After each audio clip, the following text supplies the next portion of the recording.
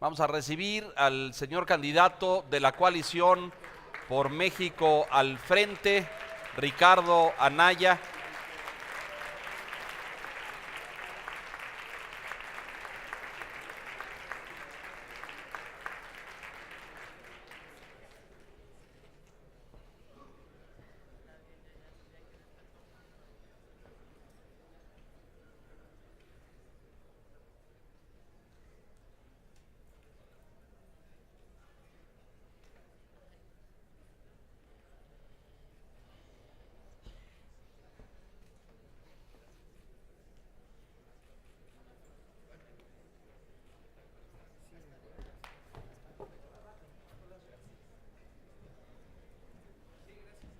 Bienvenido, Ricardo. Gracias por estar aquí. Muchas gracias. Bienvenido.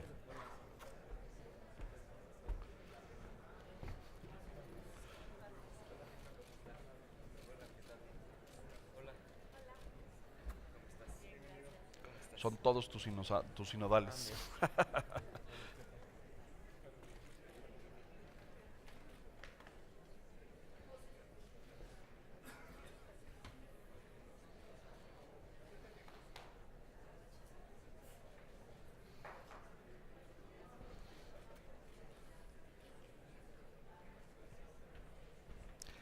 Muchas gracias, bienvenido. Si son tan amables, por favor, bienvenidos, señores, señoras, un gusto, bienvenidos que estén aquí, gracias. Señor candidato, bienvenido. Este foro, este espacio convoca, como usted sabe, a más de 100 organizaciones de la sociedad civil. Hay aquí organizaciones que trabajan y han trabajado por la calidad de la educación desde hace más de 3 décadas. En todos los sentidos, en términos de desarrollo académico, de excelencia académica, en materia de infraestructura para escuelas, en materia de formación y capacitación docente, en muchas áreas de la educación.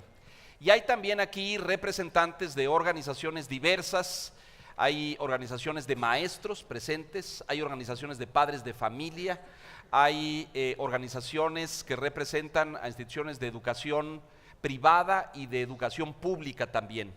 Y tenemos también a representantes de distintos sectores de la sociedad civil, de empresarios, de comerciantes, de organizaciones relacionadas con el lenguaje, con el turismo y con distintos aspectos de la cultura mexicana. Así es que a nombre de todos le damos la bienvenida, gracias por estar aquí y gracias por aceptar este diálogo con las organizaciones. Al contrario, muchísimas gracias, estimado Leonardo. Un honor estar con todas y con todos ustedes aquí. El formato es, como usted sabe, distintos representantes irán formulando preguntas temáticas. Como un examen. Bueno, no es exactamente un examen, pero la idea es construir un diálogo, escuchar sus puntos de vista y construir una visión compartida de la educación en México. Bienvenido y nuevamente muchas gracias. No, muchas gracias. Gracias a ti. Tiene la palabra Alexandra Zapata, representante del Instituto Mexicano por la Competitividad. Gracias, candidato. ¿Qué acciones implementaría para que el modelo curricular vigente se aterrice efectivamente en todas las aulas? Si me permiten un comentario brevísimo introductorio. A ver, yo creo que hay algo que es peor que la ignorancia, que sería no saber ninguna respuesta, que es la soberbia. O sea, algo que ha hecho muchísimo daño a gobiernos en todo el mundo es cuando el gobernante cree que sabe todo y de todo y a partir de esa soberbia quiere imponer sus ideas. Entonces yo de una vez aclaro algo, de nada de lo que me van a preguntar sé más que ustedes y quiero gobernar con ustedes. Con honestidad voy a compartir ideas de cada una de las cosas que me van a ir preguntando, pero estoy convencido de que vamos a construir el país que queremos en la medida en la que trabajemos juntos, organizaciones de la sociedad civil y gobierno. Ahora, entrándole a la respuesta. Lo primero es que creo que necesitamos en el diagnóstico reconocer que hoy las maestras y los maestros no se sienten parte de esta reforma. Y ese es un problema estructural que es el primero que tendríamos que corregir, porque hoy el sentimiento que hay en el magisterio es un sentimiento un poco como de persecución, de que se les ha echado la culpa de los problemas que tenemos. Y esto un poco aplica a todas las preguntas, pero empezando por cómo le vamos a hacer para que este modelo educativo que ahora se va a empezar a aplicar a partir de agosto sea plenamente asimilado por las maestras, los maestros y transmitido a las niñas y a los niños. Pues necesitamos empezar por reconocer que hay un problema estructural de fondo, porque no se sienten parte de esta reforma, no se sienten parte ni del cambio del modelo, ni mucho menos de las reformas a la ley y señaladamente de la ley del servicio profesional docente. Entonces, esa sería la primera tarea. Segundo, creo que hay que entender a las escuelas como comunidades de aprendizaje, de tal manera que sean el espacio privilegiado en donde no solo se transmita conocimiento, sino también valores, principios, en donde también se transmitan, por supuesto, actitudes, habilidades. De manera mucho más específica, el modelo. Creo que los cursos masivos en línea cumplen su función, tienen sus bondades, pero también tienen enormes limitaciones. Yo honestamente creo mucho más en los programas de formación entre pares.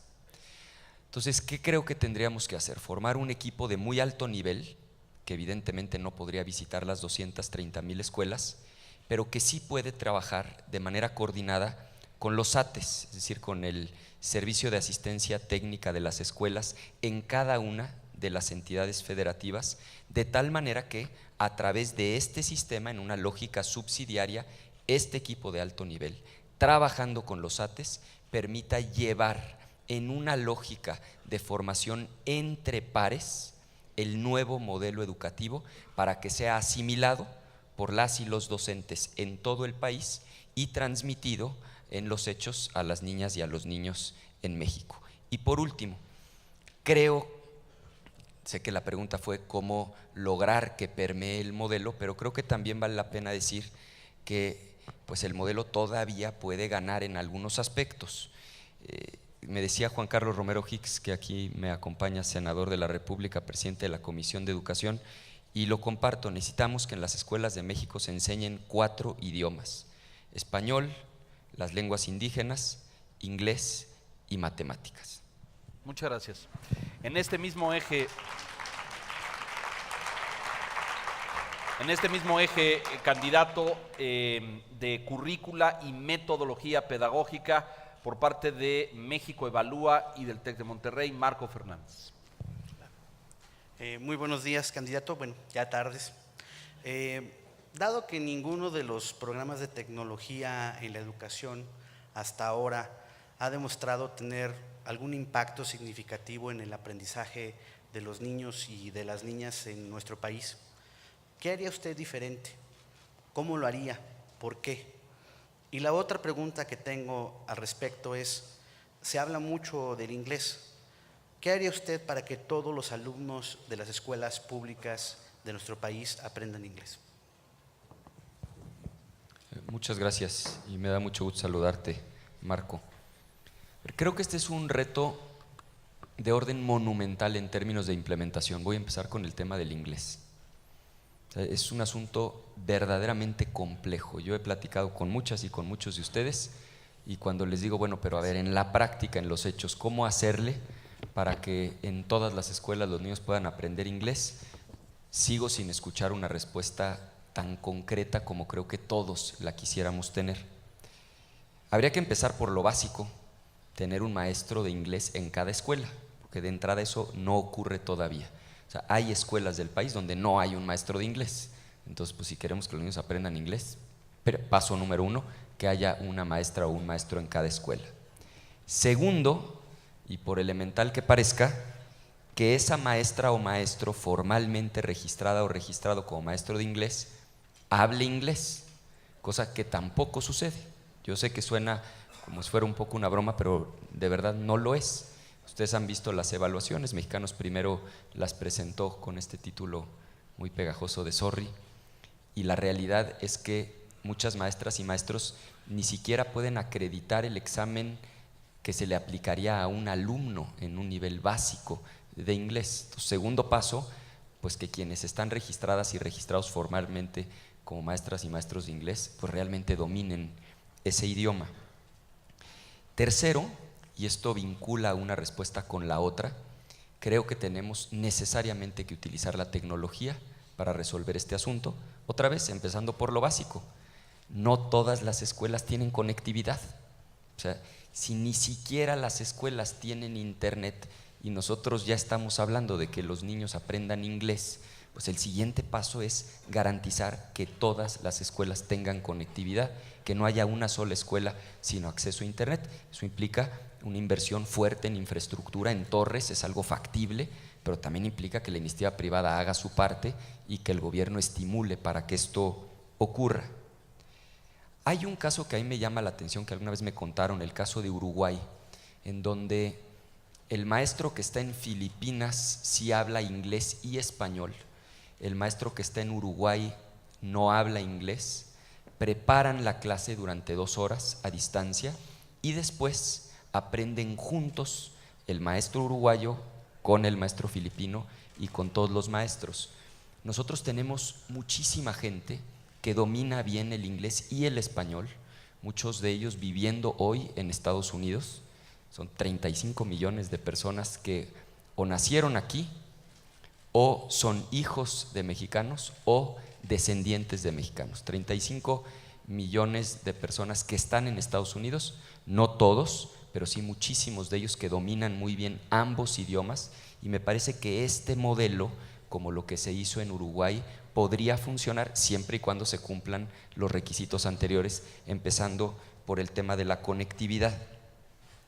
Y finalmente diría que sé que esa es una meta difícil de alcanzar en el cortísimo plazo, pero para que las niñas y los niños verdaderamente aprendan inglés, eventualmente algunas materias las tendrían que estudiar 100% en inglés. Preferentemente, creo, debiéramos empezar por matemáticas y ciencias, que son las materias que eventualmente más útil sería que las dominaran en el otro idioma. En materia de tecnología, candidato, uso de tabletas, de móviles, de computadoras, con un programa de contenidos adyacente, con conectividad libre, cerrada. ¿Cuál es la idea? Primero, la conectividad, o sea, tan simple como que hay internet en todas las escuelas. Y segundo, avanza ya tan rápido la tecnología que si el centro está basado en hardware, pues el hardware va a acabar siendo obsoleto en muy poquito tiempo.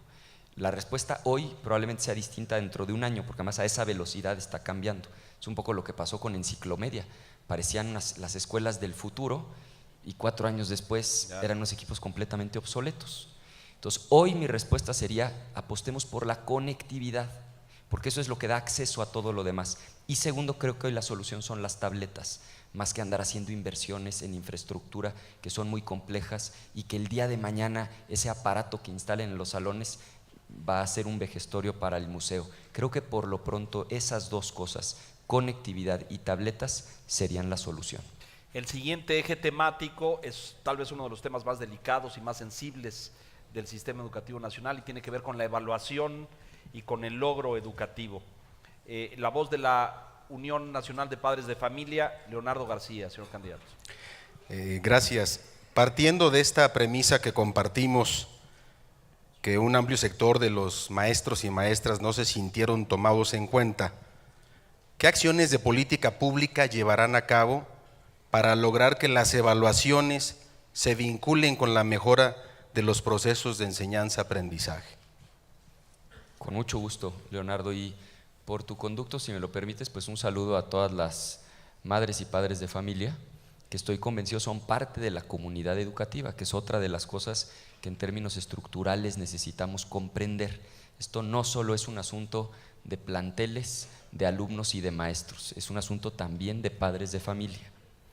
Dicho eso, a ver, de las cosas más sensatas que he escuchado, uno, que planea sea anual y censal, es decir, todos los años y a todos.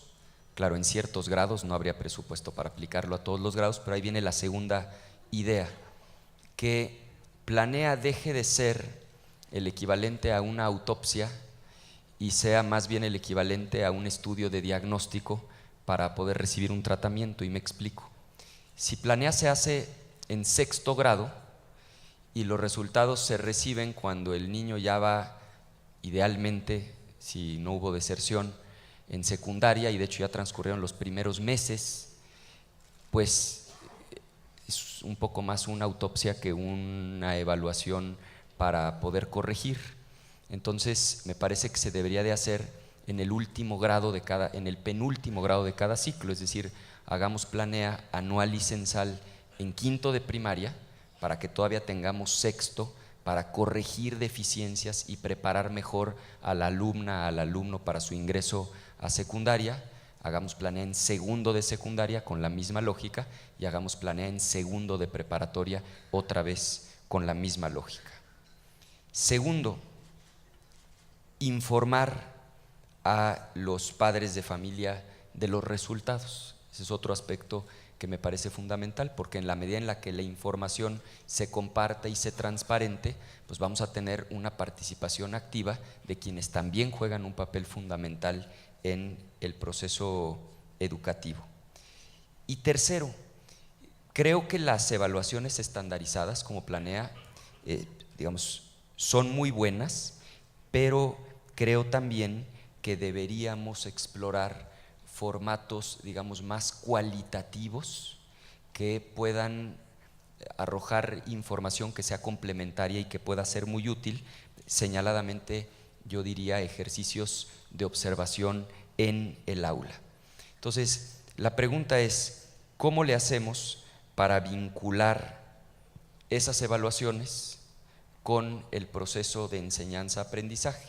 Me he referido ya al tema de las evaluaciones, y el reto, y sé que es un tema que vamos a abordar con mucho más detalle en alguna otra de las preguntas, es que lo que medimos arroje información pertinente que nos permita hacer los cambios, las modificaciones y la implementación que realmente resuelva el vacío o la contradicción que hayamos podido identificar en la evaluación.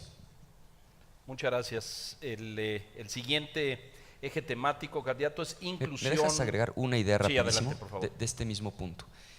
Necesitamos convencer a las maestras y a los maestros de que el objetivo de las evaluaciones no es castigar.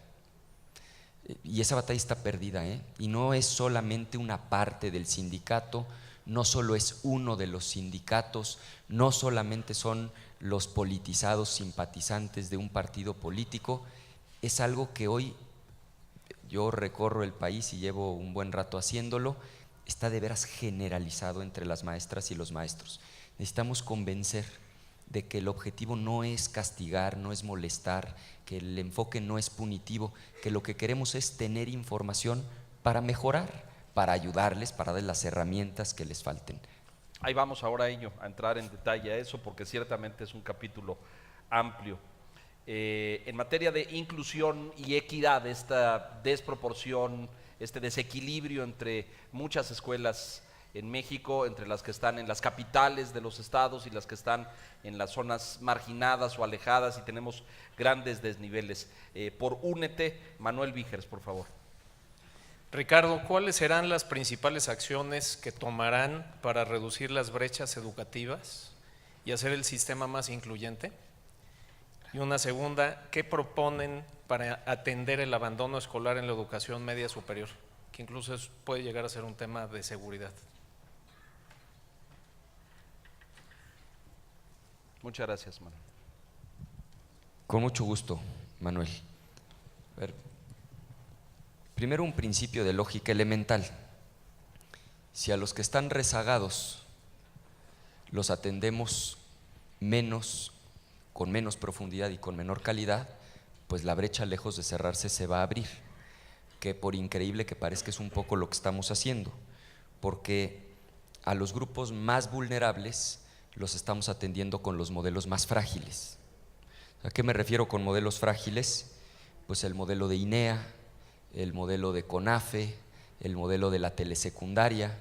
Entonces, cuando a quienes son los que están más rezagados, en lugar de tener una secundaria regular, lo que tienen es una telesecundaria, cuando los que están más rezagados, en lugar de tener una primaria regular, son atendidos a través del sistema de CONAFE, pues la brecha no se va a cerrar jamás, al contrario, se va a abrir un poco menos, pero la brecha se va a seguir abriendo. Entonces, lo que tendríamos que hacer es más bien cambiar la fórmula, de tal manera que haya una compensación de equidad, es decir, que los grupos más vulnerables reciban modelos que sean más robustos y no más frágiles que los modelos regulares y los modelos ordinarios. Sé que eso implica un reto de orden logístico, un reto de orden presupuestal, pero el primer paso es invertir la lógica, porque de otra manera no vamos a acabar con el rezago. Ejemplo concreto, estímulos para que las y los mejores maestros estén en las zonas más marginadas. Claro, no va a suceder si no alineamos los incentivos, si no hay estímulos para que así suceda. Pero si realmente lo que queremos es cerrar brechas, tendríamos que tener a los docentes que tenemos mejor evaluados atendiendo a las regiones que tenemos más rezagadas. Por cierto, exactamente lo contrario de lo que está pasando. Es decir, el sindicato con más resistencias domina justamente en los estados con mayor rezago. Pues, con ese tipo de problemas estructurales, el problema cada vez va a ser mayor. Segundo, y bueno, no me voy a referir a él, pero qué lástima que no venga, ya saben quién, porque hubiera sido bueno pues también que eso se aclarara.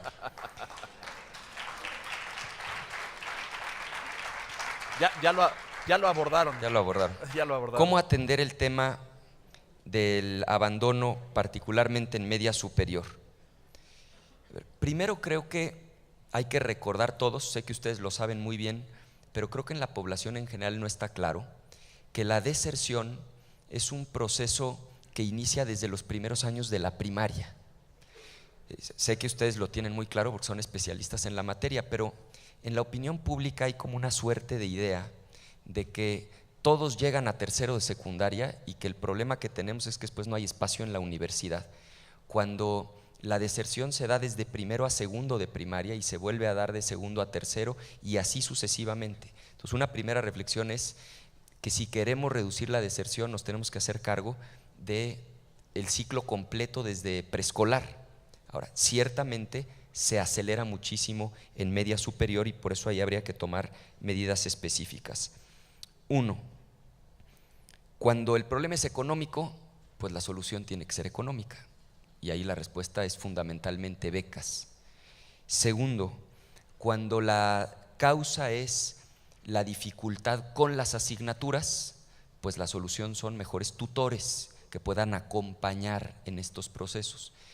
Tercero, y quizá lo más delicado, cuando la causa tiene que ver con problemas de convivencia adentro de la escuela o, más complejo aún, afuera de la escuela, pues la solución tiene que ser otra vez tutoría, acompañamiento, sobre todo de orden psicológico para acompañar, para vencer esas resistencias y que no se concrete la deserción. Y una idea adicional, conectar, digamos, las mejores prácticas. Ustedes están familiarizados con esto, con este modelo de el Faro de Oriente, en donde a quienes ya dejaron la prepa se les ofrecen otro tipo de actividades, en algunos casos que pueden ser productivas pero que a la vez son lúdicas, y ha habido muy buenos resultados. La pregunta es, ¿y por qué esperarnos a que abandonen la escuela para llevar esas mejores prácticas a las preparatorias? Es decir, si la preparatoria se vuelve un lugar atractivo en donde estar, vamos a tener menor deserción. Cuando se discute cómo le debe hacer un país para que sus mentes más brillantes, sus mejores talentos no se vayan a vivir a otros países, una de las explicaciones o una de las soluciones es, necesitamos ciudades en donde sea atractivo vivir, ciudades que sean divertidas, que no estén contaminadas, que tengan buena movilidad. Pues aquí es lo mismo. Tengamos preparatorias en donde no todo sean las asignaturas, en donde traigamos estas mejores prácticas, de tal manera que además de tener preparatorias donde se imparten asignaturas, tengamos espacios de convivencia donde sea atractivo estar. No me refiero al deporte de alto rendimiento, me refiero al deporte recreativo, a las actividades que pueden ser divertidas de orden deportivo, de orden cultural, que hagan más atractivo permanecer en la comunidad. Muchas gracias candidato. El muy complejo componente de la profesionalización docente, este componente vital de elevar la calidad de nuestros maestros en todo México. Por Mexicanos Primero, David Calderón. Candidato, buenas tardes. Muchas gracias por aceptar el diálogo con la sociedad civil. ¿Qué harán para mejorar la formación inicial y continua de maestras y maestros y qué cambio le haría, en el caso de que fuera necesario, a la ley del servicio profesional docente? Con mucho gusto. Y por cierto, abundando en la pregunta anterior, digamos un ejemplo de orden muy práctico. Ustedes ubican el Museo José Luis Cuevas. Enfrente hay una escuela que tiene enormes carencias. En las mañanas en ese museo, cuando mucho hay 2 alemanes y un japonés ahí caminando y recorriendo las salas.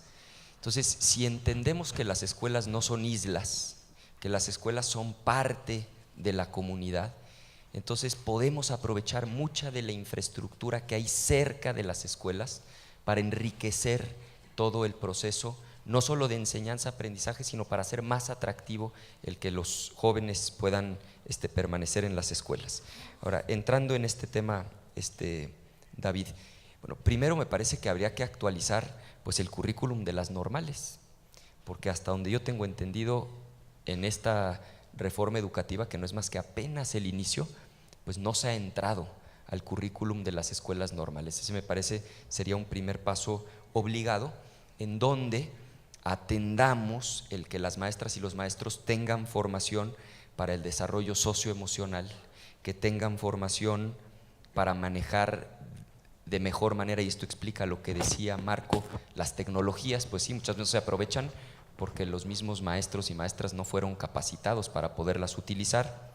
En el tema de inclusión, es decir, todos creemos que una persona que tiene una discapacidad es mejor que se integre a una escuela regular, porque el mundo es así, el mundo es plural y se deben acostumbrar a poder vivir con gente que tenga o que no tenga la discapacidad. Tanto para unos como para otros es formativo el proceso, pero otra vez necesitamos maestras y maestros que estén formadas y formados para poder atender esa realidad. Segundo, como la federación es quien diseña el plan, pero quienes, digamos, la gestión ya es responsabilidad estatal, un segundo enfoque es que tiene que haber mucha colaboración entre los 2 órdenes de gobierno, entre la federación y las entidades federativas. Tercero, yo no entiendo por qué hoy seguimos teniendo las normales como unas islas separadas. Es decir, ¿por qué la normal no es la Facultad de Educación de la UNAM? ¿Por qué la normal tiene su propio plantel? ¿Por qué tiene su propia biblioteca cuando además, pues, por eso tienen en parte tantas carencias? Son mucho mejores las instalaciones, por ejemplo, de bibliotecas y de muchísimas otras cosas, pero además las estamos privando de la interdisciplinariedad que es riquísima, porque, y de hecho así sucede, muchas maestras pues se casan con maestros y tienen hijos que después son maestros, cuando la gran riqueza en las instituciones educativas es que gente que tiene perfil distinto, expertise distinto, habilidades distintas, áreas de conocimiento distintas, puedan convivir. Entiendo que el origen tiene su explicación, pero ya hoy habría que encontrar la manera de vincular a las normales con las universidades, señaladamente las universidades públicas. No estoy diciendo vamos a privatizar las normales, lo que estoy diciendo es que dejen de ser islas independientes, aisladas, y las vinculemos con las universidades. Creo que otra vez la educación, la formación tiene que ser continua. Regreso a la idea de la formación entre pares, utilizando las estructuras del SATE, que me parecen sería, digamos, la aproximación más realista para poder llegar a todas y a todos los docentes. Me daban ahorita el dato, en educación básica tendremos 1.800.000, un poco menos, pero bueno, es decir, cómo llegar a tanta gente, pues sí necesitamos la estructura estatal de los SATES, y creo que el modelo es el entre pares. Y una última cosa, creo que sobre el tema de la ley del servicio profesional docente, por supuesto que el derecho superior es el de los niños, eso no lo cuestiono, y por lo tanto la niña y el niño tienen derecho a un maestro idóneo, pero eso no está peleado con que tengan condiciones razonables de certidumbre las maestras y los maestros. Este nuevo modelo de que les hacen contratos cada 4 años tiene muy molesta a la comunidad de maestras y maestros. Me parece que los contratos deberían ser permanentes, sujetos a la evaluación. Puede parecer una diferencia menor, pero creo que son ese tipo de cosas que podrían mejorar la relación, y me regresa al principio con el que inicié. Necesitamos que se sientan parte de este proceso. Mientras se sientan perseguidos, no van a ser parte y no vamos a lograr la transformación que necesitamos. Y una última idea, abrir una línea para que también las maestras y los maestros puedan quejarse, preguntar. Pongo un ejemplo que escuché recientemente en una gira. Le llega una notificación a una maestra diciéndole que tiene 24 horas para renunciar a sus horas de media superior, porque ya le fueron confirmadas sus horas de media, digamos de secundaria. O de básica. Ajá. O de básica, digamos secundaria concretamente. Cuando lo que la ley establece es que la incompatibilidad no es entre grados. La incompatibilidad es cuando es en el mismo horario, pues claro que no puedes estar dando clase a la misma hora, o cuando geográficamente está distante.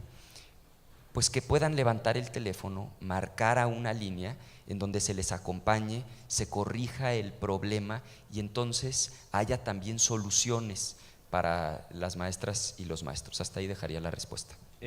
Ricardo, aquí, evaluación a los docentes. ¿Continuamos con ella? ¿Sigue adelante? ¿La cambian? ¿La modifica? ¿Qué haría? No, por supuesto que sí. A ver, el principio básico es, lo que no se mide no se puede mejorar. Pero también hay que entender que no basta con medir para mejorar. Después de medir, necesitamos interpretar correctamente lo que la evaluación arroje, y después necesitamos diseñar una intervención a partir de ese diagnóstico, porque la medición no es más que un diagnóstico. Cuando hoy observamos la estructura del presupuesto de egresos de la Federación, y por cada 3 pesos que se invierten en evaluaciones solo se invierte 1 peso en la formación y en la capacitación, pues algo está mal.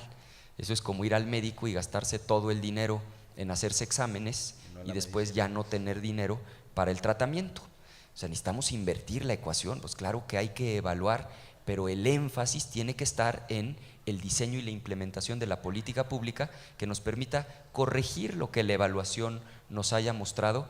Y otra vez, no va a funcionar si no logramos que la reforma educativa sea un poquito más pedagógica y convenza a las maestras y a los maestros que no se trata de castigar, sino de mejorar. Ahí, a todos los que no quieren, que hay un considerable número en este país, particularmente en los estados del sur, hacías mención de Chiapas, de Guerrero, de Oaxaca, etcétera. A esos que no quieren y que tienen una actitud totalmente negativa a la evaluación, en particular, y a la reforma. A esos, ¿qué les dices? Primero hay que ser realistas. De querer, casi ninguno quiere. Y eso se entiende. En cualquier institución, el tema de las evaluaciones genera mucha tensión, genera mucha presión, y nadie de los que estamos ahorita sentados aquí estamos sujetos a ese régimen de evaluación para poder mantener nuestra responsabilidad. Yo te aseguro que en cualquier empresa, en cualquier institución, introducir, además ustedes lo saben, pasa en todo el mundo. Esto que estamos discutiendo de la evaluación se discute también en Chicago con el sindicato de maestros, es algo que se discute en todas partes. Primero, reconozcamos el error antes de cargarle a los maestros. No hubo un mínimo de pedagogía. Es decir, se logró una reforma constitucional y una reforma a la ley secundaria porque se logró convencer a una mayoría en la Cámara de Diputados y en el Senado, lo cual no digo que no haya sido un reto, pero creer que porque se convenció a una mayoría, porque ni siquiera a todos, donde había 500 y donde había 128, estaba ya socializado el asunto, o peor aún, creer que porque se platica con los líderes sindicales ya están de acuerdo todas y todos los maestros. O sea, tenemos que empezar por reconocer que hoy está fracturada la relación con el magisterio. Entonces hay que hacer una labor de pedagogía con un objetivo claro. El objetivo es sí introducir la evaluación, pero otra vez, si no los logramos convencer de que de lo que se trata es de mejorar, pues lo que vamos a tener son todo tipo de resistencias. Ahora, hay grados dentro del problema. Claro que con ese sindicato que tú estás refiriendo, el problema es muchísimo más complejo y seguramente va a requerir intervenciones mucho más decididas, aunque el principio sigue siendo el mismo. Mi punto sería, por supuesto que hay que ir adelante con la evaluación, pero hay que hacerlo de una manera correcta y logrando convicción entre quienes son fundamentales en este proceso, que son las maestras y los maestros. Gracias, candidato. El eje, otro de los sensibles y delicados, gasto educativo y transparencia. A favor de lo mejor, Francisco González, por favor. Sí. Gracias, candidato. El tema delicado, gasto educativo, que debe de ser gasto eficaz y honesto y transparente. ¿Qué mecanismos de transparencia implementaría para garantizar un buen uso del gasto público educativo?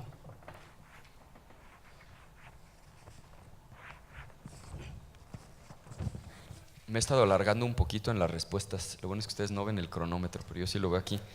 Voy a ser un poco más sintético en esta. Y avanza, cosas candidato. concretas. 1. Hacer público el presupuesto por escuela, que podamos ver exactamente cuánto se invierte en cada escuela, porque eso nos va a dar mucha información. Cuando una escuela a la que se le invierte menos tiene mejor rendimiento que una escuela a la que se le invierte más, pues ahí seguramente algo se está haciendo bien que vale la pena reproducir en otras escuelas y viceversa. 2, publicar todos los contratos con particulares. O sea, el mejor antídoto para la corrupción es la transparencia. Si todos los contratos de todo lo que se compra en el sector educativo son públicos, vamos a tener información que nos va a permitir prevenir o en su caso corregir donde ya sea evidente el acto de corrupción.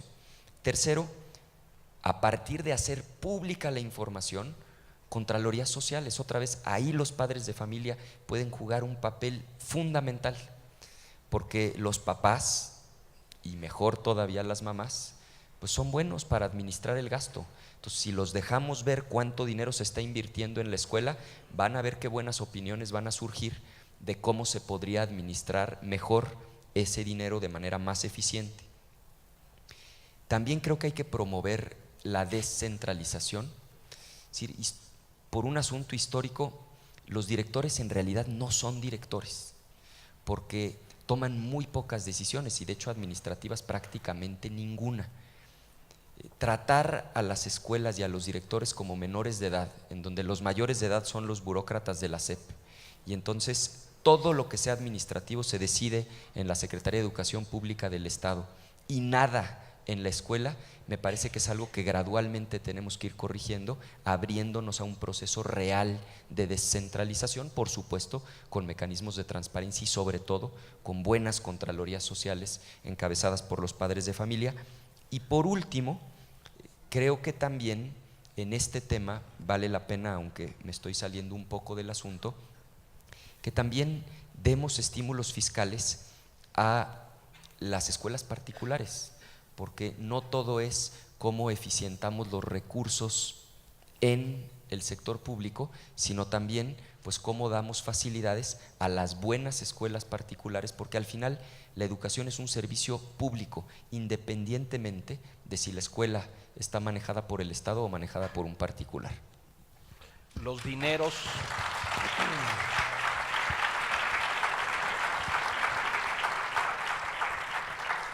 Los dineros incuantificables que desde el gobierno federal o los estatales se han entregado a sindicatos y a organizaciones magisteriales. ¿Qué hacer con eso? Pues es que el primer paso es la transparencia y por eso ha habido tanta resistencia, porque cuando algo es inconfesable, cuando algo es absurdo, cuando algo está fuera de lógica, pues en cuanto se transparenta se empieza a corregir el problema, porque se va a generar una presión social para que eso deje de suceder y dejemos que esa presión social venga desde la base, Si cada mamá y cada papá pueden ver lo que se gasta en ese plantel educativo, van a ver cómo van a insistir en que el recurso se gaste de mejor manera. Y segundo, también en lo macro, pues vamos transparentando, como ya empieza a ocurrir, cuántas maestras y maestros están sindicalizados, están comisionados, cuántos recursos se entregan de manera discrecional a los sindicatos. Los propios sindicatos deben transparentar qué hacen específicamente con esos recursos. Es decir, en la medida en la que haya transparencia, se va a ir generando una opinión pública que empuje en la dirección correcta. Dos cosas fundamentales. Uno, pues sí, porque son recursos públicos. O sea, el dinero que se le transfiere a un sindicato, aun cuando entra al sindicato, sigue siendo un recurso público. Tenemos derecho a saber para qué se está utilizando ese dinero. Si eso hace mucho sentido, es una buena práctica que continúe, y si no, la tenemos que modificar. Transparencia total. Total. Incluso la nómina de los maestros. Por supuesto, pero al detalle de desglosarla por escuela. Inclusive ahora con las tecnologías de blockchain podemos lograr la trazabilidad de cada peso. ¿A dónde llego? Entre más transparencia haya, entre más claro esté en qué se está gastando cada peso, mejor va a ser el razonamiento de si eso es correcto o incorrecto, y estoy seguro de que va a privar la sensatez y que la propia presión social va a impulsar a que se diseñen las políticas públicas adecuadas. Mi posición sería transparencia absoluta, transparencia total. Muchas gracias, candidato. En el eje de infraestructura y equipamiento por el EXEP, Enrique Madero, por favor. Candidato, buenas tardes. ¿Cuáles son sus metas en relación a la mejora de la infraestructura escolar y cómo propone lograrlas? Con mucho gusto. A ver, primero, algo que se lleva diciendo desde hace muchísimos años, pero que seguimos sin poder lograr, lo que sería, digamos, el mínimo vital para cada escuela. Es decir, es increíble que sigamos teniendo escuelas que no tienen agua potable, electricidad, piso firme, y yo agregaría como mínimo vital conectividad. Una escuela que no tiene esas 4 cosas, agua, piso firme, electricidad y conectividad, es una escuela que no tiene el mínimo vital. Entonces, el primer paso es garantizar que el 100% de las escuelas cuenten con ello. Segundo, no creo que haya estado mal este modelo de haber emitido unos bonos en donde, digamos, adelantaron 15 años el 25% del FAM, pero sí hay que revisar que ese recurso se haya ejecutado de manera correcta, porque comprometer durante los próximos 15 años el 25% del FAM y no resolver que todas las escuelas tengan el mínimo vital, sí me parecería preocupante. Entonces, no estoy peleado con que hayamos adelantado ese recurso, sí me preocuparía muchísimo que el gasto no haya sido eficiente y no hayamos logrado un avance verdaderamente sustancial con la cantidad de recursos que eso implica. Tercero, creo que hay que hacer un diagnóstico al 100%. O sea, en la medida en la que contemos con la información a nivel censal de absolutamente todos los planteles, pues vamos a poder hacer ajustes inteligentes.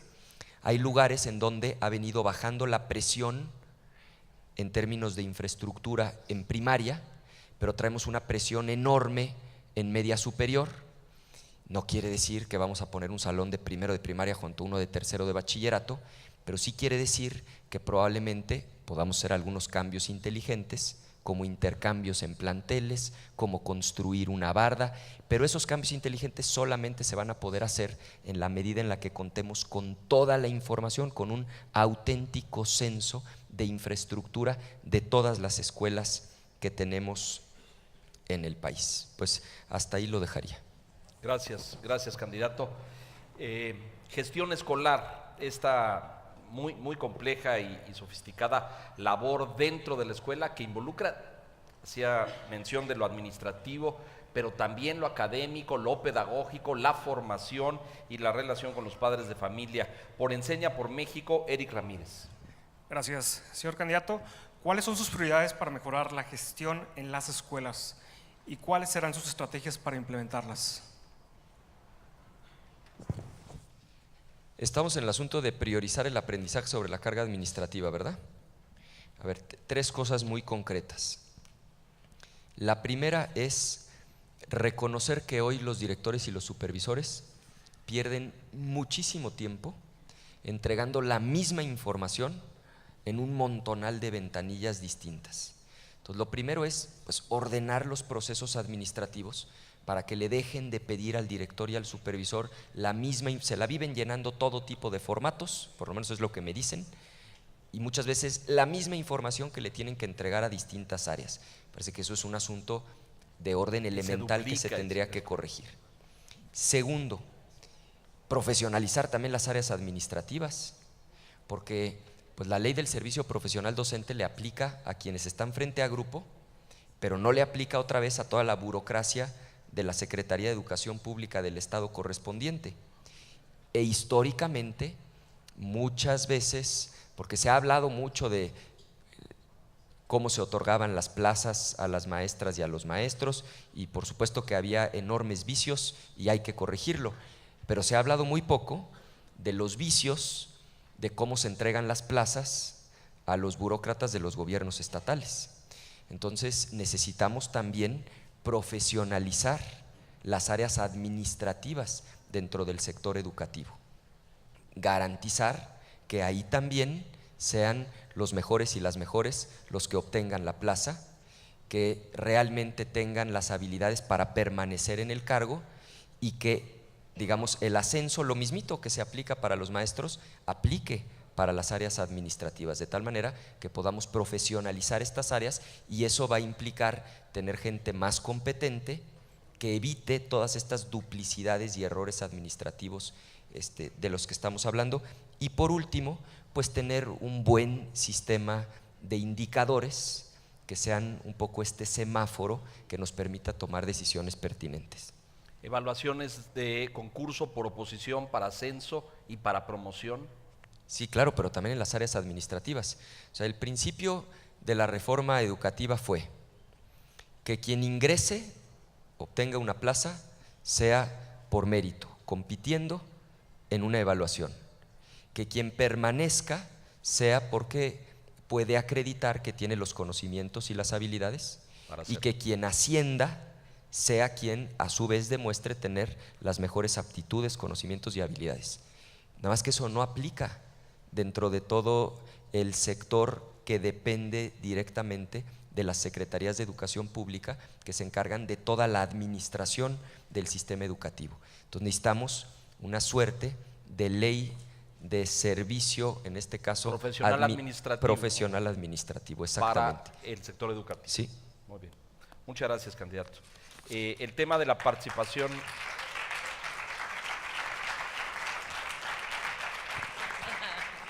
El tema de la participación social, la reforma y la evolución en estos contenidos sugiere, plantea el involucramiento de la comunidad en el centro educativo. Padres de familia formando consejos e incluso involucrados en procesos de toma de decisión en las escuelas. Por la Fundación Banorte, Friné Salguero, por favor. Hola, buenas tardes, candidato. En cuanto a la participación social, ¿qué estrategia se implementará para fortalecer esta participación activa de las familias en los procesos educativos, tomando en cuenta las dinámicas familiares que hoy enfrentamos? Con mucho gusto. Tres cosas muy concretas. La primera, más acciones y menos reuniones. Es decir, que al papá o a la mamá, en lugar de citarlo para que se siente en una silla y oiga una exposición, mejor se le invite a hacer un experimento en el grupo y a enseñarle algo a las niñas y a los niños, si eso es de lo que la mamá o el papá sabe, o que se les invite a leerles un cuento, en fin, dependiendo del grado del que estemos hablando. Hay que involucrar a los padres de familia mucho más en acciones que en reuniones. Me parecería, digamos, un tema fundamental que ocurre en algunas escuelas y me parece que con muy buenos resultados. Segundo, consejos de participación que estén bien instalados, pero que sí se hablen con los de los maestros, porque también parte del problema actual es pues ¿de qué sirve que tengan una opinión los papás si eso que opinan los papás no es tomado en cuenta por quienes, si no les hacen caso? Y la tercera, que yo sé que parece una absoluta obviedad, pero hoy no es una obviedad en nuestro país, pues ver a la sociedad civil, particularmente a la sociedad civil organizada, como una aliada y no como una amenaza a la que hay que tenerle miedo en el país.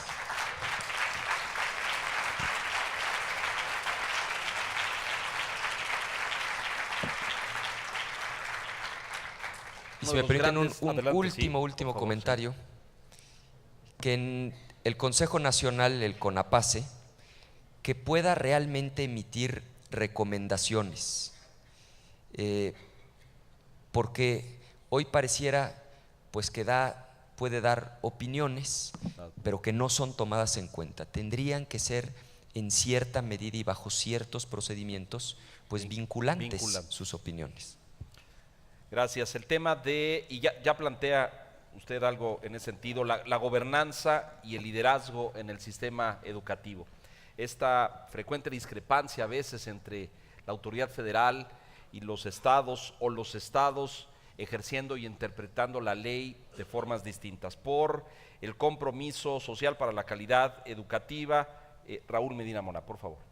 Candidato, muchas gracias por estar con nosotros. Al contrario, muchas gracias, ¿Qué Raúl. acciones específicas de política pública tomarán para fortalecer el compromiso y las capacidades de las autoridades locales para que puedan cumplir con su responsabilidad? ¿Solo lo local por ahora? Y federal. Es decir, bueno, primero, aplicar un principio ordenador que es el principio de subsidiariedad. Es decir, tanto gobierno local como sea posible, tanto gobierno federal como sea necesario. Es decir, el gobierno federal debe hacer aquello que el Estado no puede hacer, el Estado lo que el municipio, y así sucesivamente. Ese me parece es un primer principio ordenador. Eso implica también que las instancias federales pues se despojen de estas actitudes a veces, digamos, muy soberbias respecto de las administraciones locales. Entonces, digamos, de manera muy concreta, yo lo que diría es un cambio de actitud en la instancia federal para realmente ser un acompañamiento y no una imposición respecto de las instancias estatales. Muchas gracias. El tema del Instituto Nacional de la Evaluación Educativa, el INEE, sus alcances, la repercusión de sus evaluaciones, el tomar en cuenta lo que señalan. Por Suma, por la educación, Francisco Landero, por favor. Gracias. Buenas tardes, Ricardo. ¿Qué harás para que los gobiernos en el orden federal y estatal apliquen las recomendaciones del INEE? Y si nos aclaras este punto, entonces menos evaluación, más capacitación. ¿Qué hará el INEE para cumplir con su mandato de ley entonces? A ver, primero creo que coincidimos. Lo que no se mide no se puede mejorar. Pero si lo que medimos no lo interpretamos correctamente, no vamos a dar el segundo paso. Ahora, si interpretamos correctamente, vamos a poder tener un diagnóstico completo que nos permita diseñar una intervención. Ahí lo que creo es que necesitamos que los técnicos de la SEP y los técnicos del INEE, a partir de la interpretación de las evaluaciones, diseñen las políticas públicas correctas y que entonces haya una implementación que corrija la deficiencia que detectó la evaluación. Déjenme decirlo en términos mucho más coloquiales. Perdón que te voy a citar, Juan Carlos, en esta metáfora que me dijo hace ratito. Decía él que el reto es evitar el síndrome del sopilote estreñido. Que el sopilote estreñido es el que planea pero no obra. Entonces, lo que necesitamos es que haya evaluación para que a partir de la evaluación podamos planear la mejora, pero sobre todo que esa mejora la podamos implementar. Y la única manera es que el INEE y las áreas técnicas de la SEP verdaderamente se hablen para que aquello que se está diseñando realmente se convierta en política pública de mejora. Quiero aclarar, no es que haya menos evaluación, es que tiene que haber mucho más aprovechamiento de lo que la evaluación arroja. Y cuando uno ve en las cifras que gastamos el triple en evaluar que en formar y capacitar, pues es evidente que algo está chueco en la ecuación. Seguro esta especie se da solo allá por Guanajuato, ¿no es cierto, senador? De llegar usted a la presidencia de la República, ¿convocaría a la CENTE, a la coordinadora, a la sección 22, a un diálogo para impulsar la educación de calidad, para reconstruir una relación fracturada, fragmentada? Creo que es un problema mucho más complejo que el de una simple convocatoria. Por supuesto que mi respuesta de inicio es que sí, pero necesitamos entender que ahí hay un reto de orden monumental, pero que tenemos que resolver. Es decir, regresando a la pregunta que se planteó hace unos momentos, donde el rezago es mayor, tenemos que garantizar que la educación es de más calidad, es donde más obligados estamos para reducir esta creciente brecha de desigualdad, y sí tenemos un reto enorme con esta organización. Por supuesto que yo estaría dispuesto a dialogar. Claro, se requiere que haya disposición de ambas partes y sobre todo que haya ánimo de realmente construir. Aquí lo fundamental es entender como principio el derecho superior de las niñas y de los niños a una educación de calidad. ¿Ese sería el mensaje a todo ese sector del magisterio rebelde a la reforma, que rechaza las propuestas de cambio y de avance? El mensaje es que el derecho superior es de las niñas y de los niños, que nadie tenemos derecho a ser obstáculo para que reciban una educación de calidad, que el mejor camino para resolver un problema es el diálogo y la conciliación, pero que por supuesto el Estado está obligado a ejecutar y a lograr que las cosas sucedan. A cumplir la ley. La ley se tiene que cumplir. Conclusiones, señor candidato, si es tan amable. Pues agradecerles muchísimo este ejercicio. Yo creo profundamente en la sociedad civil. Creo que las organizaciones de la sociedad civil demuestran una y otra vez que sin ellos el gobierno no tendría, digamos, niveles de evolución y de desarrollo como en muchos planos se han tenido. No se explica el Sistema Nacional Anticorrupción sin las organizaciones de la sociedad civil. No habría reforma educativa sin las propias organizaciones de la sociedad civil, que nos falta muchísimo por avanzar sin duda, pero se ha avanzado y esos avances no habrían sido posibles sin las organizaciones de la sociedad civil. Hay estados de la República en donde uno identifica ciudades, niveles de desarrollo muy distintos, con infraestructura, presupuestos similares, y en muchos de los casos la diferencia, cuando uno pregunta, pero ¿por qué esta ciudad, ejemplo concreto, Mérida, del sureste, tiene niveles de desarrollo en muchos aspectos más altos que muchas otras ciudades de la región? En muchos de los casos la respuesta es porque tiene una sociedad civil vigorosa, una sociedad civil participativa, una sociedad civil exigente. Este ejercicio es una exigencia, es decir, recibir 10 preguntas y sentarse a estudiar, la palabra compromete, venir aquí a plantearlas, pues esto no hubiera ocurrido sin esta convocatoria, y este es un ejemplo de las muchísimas cosas que hacen las organizaciones de la sociedad civil, de tal manera que yo quiero reconocerlo, agradecerles y manifestarles mi más profunda convicción de que solo vamos a construir el país que queremos si lo hacemos juntos, sociedad y gobierno. Si recibo el honor de ser presidente de México, quiero trabajar de la mano de ustedes en este y en todos los temas para lograr los beneficios que nuestro país merece. Un tema más. Un tema más.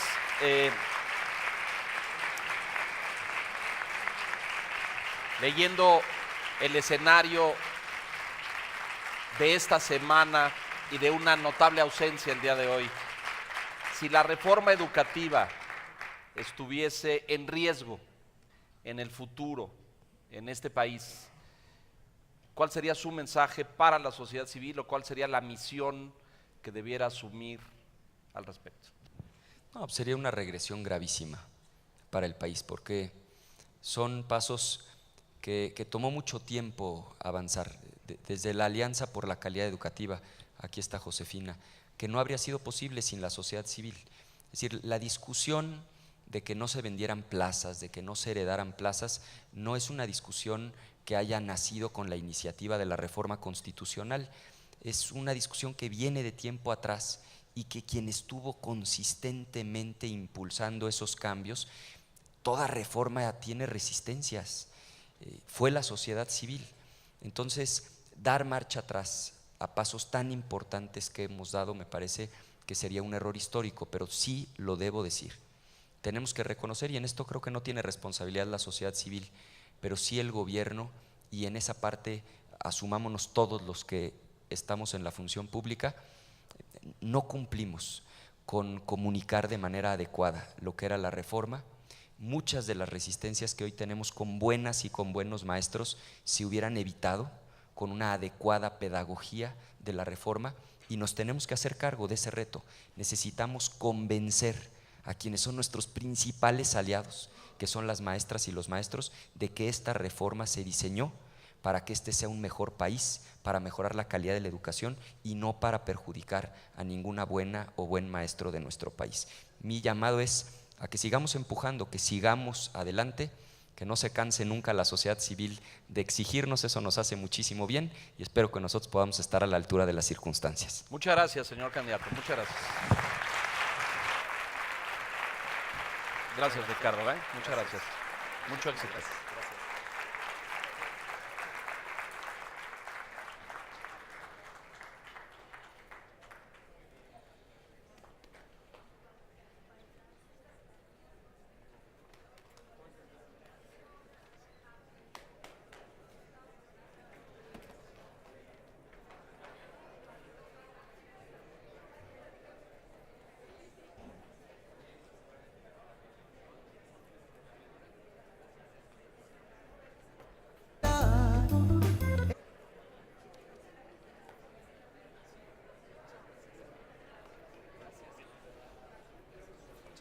Gracias, Ricardo. Bienvenido. Muchas gracias.